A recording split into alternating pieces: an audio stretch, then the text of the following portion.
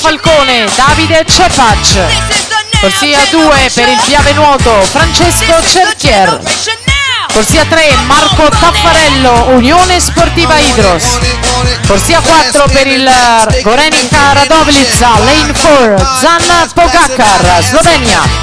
Corsia 5 Denis Scroccaro Sporting Club Noale. In 6 Mattia Santi Antares.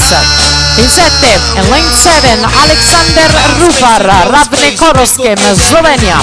Corsia 8 Lane 8 Alen Kordec Fusina Ravne Koroskem Slovenia.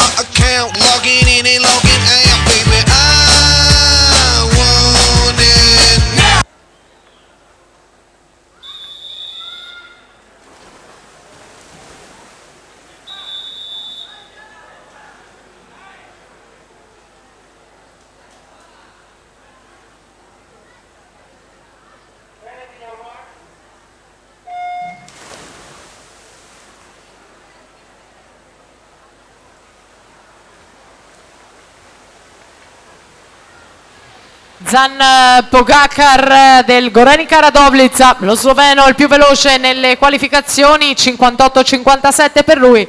Secondo miglior tempo di Denis Scroccaro, un anno più giovane, 58-90. Attenzione a Mattia Santi, già argento nei 100 farfalla, che va al passaggio con un gran bel vantaggio, 27-25 per lui su Pogacar, 28-21, e poi Taffarello in terza posizione, 28-33.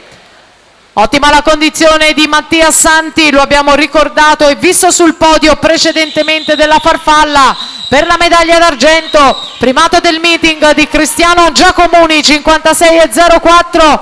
Rientra Pogacar, ma va a vincere Mattia Santi, 56,21, vicinissimo al primato della manifestazione. È secondo Zan Pogacar, second place